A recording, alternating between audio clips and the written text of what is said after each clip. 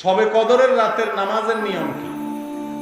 শবে কদরের রাতের নামাজের কি নিয়ম? কয় রাকাত পড়বেন?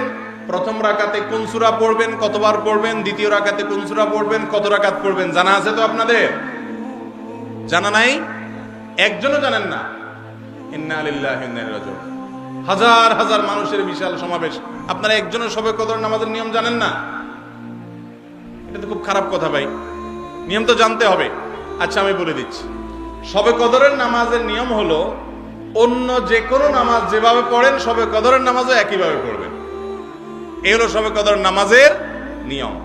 এমন কোনো কথা নাই যে শবে কদরের নামাজে প্রথম রাকাতে সূরা ফাতিহার পর অমুক সূরা এতবার পড়তে হবে, দ্বিতীয় রাকাতে ততবার পড়তে হবে, এরকম কোনো কথা কোরআন হাদিসে।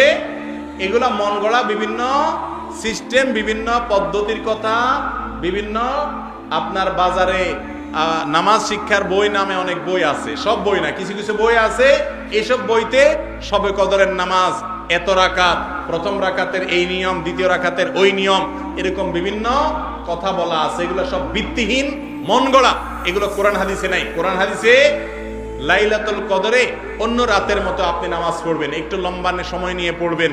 যে কোনো রাতের নামাজ, তাহাজ্জুদের নামাজ লম্বা সময় নিয়ে পড়তে হয়, দীর্ঘ রাকাত, দীর্ঘ রুকু, দীর্ঘ সিজদা, আস্তে আস্তে তেলাওয়াত, আস্তে আস্তে তাসবিহ এবং সময় নিয়ে পড়বেন। দুই রাকাত করে পড়বেন, যে কোনো সূরা দিয়ে পড়তে পারেন। একবার পড়বেন না দুইবার পড়বেন সূরা ফাতিহার পরে সূরা, এটা আপনার ব্যাপার, কোনো সূরা নির্ধারিত না। আপনি লাইলাতুল কদরের একটা জিনিস নির্ধারিত, সেটা হলো একটা দোয়া হাদিসে বর্ণিত হয়েছে। আম্মা জানা আয়েশা রাদিয়াল্লাহু তাআলা আনহাকে নবী করিম সাল্লাল্লাহু আলাইহি সাল্লাম শিক্ষা দিয়েছেন, তুমি যদি লাইলাতুল কদর পাও তাহলে দোয়া করবা। কি দোয়া? আল্লাহুম্মা ইন্নাকা আফুউন তুহিব্বুল আফওয়া ফাআফু আন্নী। আল্লাহ আপনি ক্ষমাশীল, ক্ষমা করতে ভালোবাসেন, অতএব আমাকে ক্ষমা করে দেন। ক্ষমা করতে ভালোবাসেন, অতএব আমাকে ক্ষমা করে দেন। এই দোয়া পড়বেন লাইলাতুল কদরে। এছাড়া আল্লাহর কাছে যে কোনো দোয়া করবেন, দুই রাকাত করে নামাজ যতটুকু পারেন তৌফিকগুলা পড়বেন। কোনো সূরা কেরাত নিয়ম নির্ধারিত নাই। সারা রাত আপনি দোয়া করবেন, ইবাদত করবেন।